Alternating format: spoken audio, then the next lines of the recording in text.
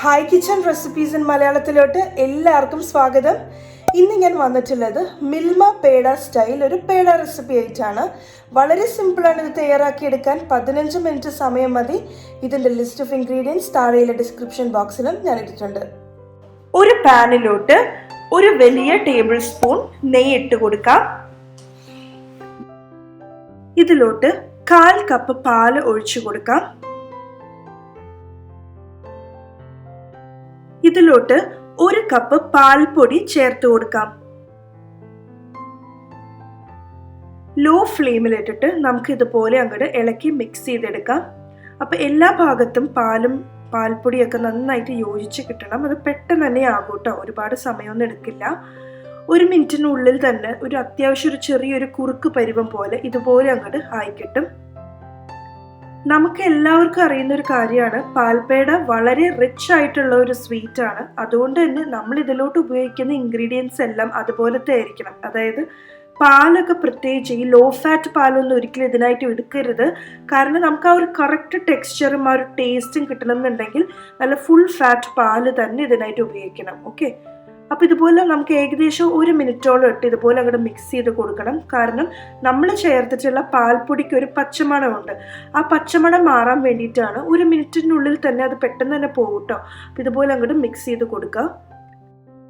ഇനി നമുക്ക് ഇതിലോട്ട് 1/4 കപ്പ് കണ്ടൻസ്ഡ് മിൽക്ക് ചേർത്ത് കൊടുക്കാം. വളരെ ലോ ഫ്ലെയിമിൽ ഇത് നന്നായിട്ട് മിക്സ് ചെയ്തെടുക്കണം. ഒരു നുള്ളു ഉപ്പ് ചേർത്തിട്ട് വേണം നമുക്കിത് ഇളക്കി തുടങ്ങാനായിട്ട്. അപ്പോൾ ഇതിലത്തെ മധുരത്തിന് നന്നായിട്ട് ബാലൻസ് ചെയ്യാൻ വേണ്ടിയിട്ടാണ് ഒരു നുള്ളു ഉപ്പ് നമ്മൾ ചേർക്കുന്നത്. കൂടുതൽ ആവാൻ പാടില്ല കേട്ടോ, ജസ്റ്റ് ഒരു നുള്ളു മാത്രം ഉപ്പ് ചേർക്കണം. എന്നിട്ട് ഇതുപോലെ നമുക്ക് വളരെ ലോ ഫ്ലെയിമിലിട്ടിട്ട്, അല്ലെങ്കിൽ ഒരു മീഡിയം ടു മീഡിയം ലോ ഫ്ലെയിമിലിട്ടിട്ട് വേണം ഇതുപോലെ മിക്സ് ചെയ്തെടുക്കാനായിട്ട്. അപ്പോൾ ഇതിൽ ചെറിയ ചെറിയ കട്ടകളൊക്കെ നമുക്ക് ആദ്യം തോന്നും, പക്ഷെ അത് സാരമില്ല. നമ്മുടെ തവി ഉപയോഗിച്ച് നമുക്ക് ആ കട്ടകളൊക്കെ വളരെ എളുപ്പത്തിൽ തന്നെ നമുക്ക് ഉടച്ചെടുക്കാൻ പറ്റും. അപ്പോൾ ഒരു 7-8 മിനിറ്റ് ഒരു ലോ ഫ്ലെയിമിലോട്ടിട്ട് നമ്മൾ ഇളക്കിക്കൊണ്ടിരിക്കണം. ചിലപ്പോൾ 7 മിനിറ്റ് 8 മിനിറ്റ് തന്നെ വേണ്ടി വരില്ല, ചിലപ്പോൾ അതിന് 2-3 മിനിറ്റ് എക്സ്ട്രാ വേണ്ടി വരും.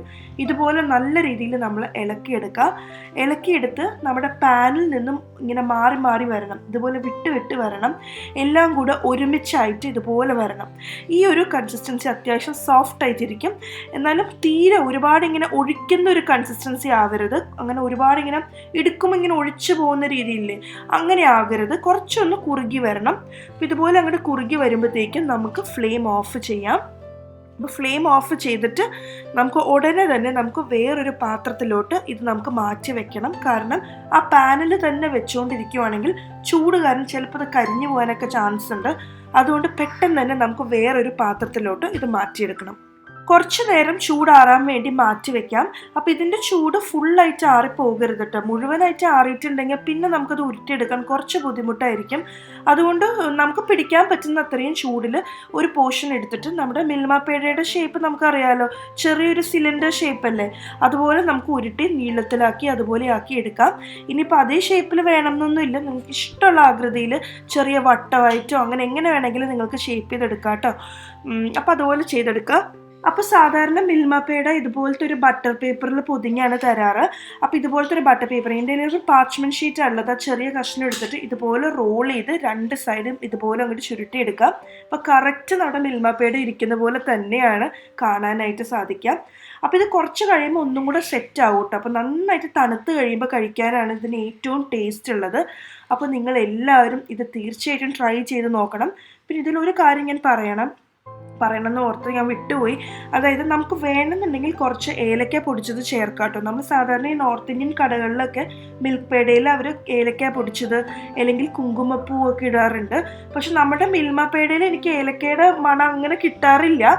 ഇനിയിപ്പോൾ നിങ്ങൾക്ക് ഇടാൻ താല്പര്യം ഉണ്ടെങ്കിൽ വേണമെങ്കിൽ ഒരു 1/4 ടീസ്പൂൺ ആ ഇളക്കണേൻ്റെ ഇടയ്ക്ക് ഇട്ടേക്കോ, ഒരു പ്രശ്നമില്ല. ഇല്ലെങ്കിൽ ഇതുപോലെ ഉരുട്ടി ഇങ്ങനെ വെച്ചാൽ മതി. അപ്പോൾ നല്ല ടേസ്റ്റാണ്, നിങ്ങൾ എല്ലാവരും ട്രൈ ചെയ്ത് നോക്കണം. നല്ല സോഫ്റ്റാണിത്. നന്നായിട്ട് തണുത്തതിന് ശേഷം കഴിച്ചു നോക്കാം. എന്തായാലും കുട്ടികൾക്കും മുതിർന്നവർക്കും എല്ലാവർക്കും ഇഷ്ടപ്പെടും. അപ്പോൾ നിങ്ങൾക്ക് എൻ്റെ റെസിപ്പീസ് എല്ലാം ഇഷ്ടപ്പെടുന്നുണ്ടെങ്കിൽ, നിങ്ങൾ ആദ്യമായിട്ടാണ് എൻ്റെ ചാനൽ വരുന്നതെങ്കിൽ താഴെയുള്ള red colour subscribe button click ചെയ്യാൻ മറക്കരുത്.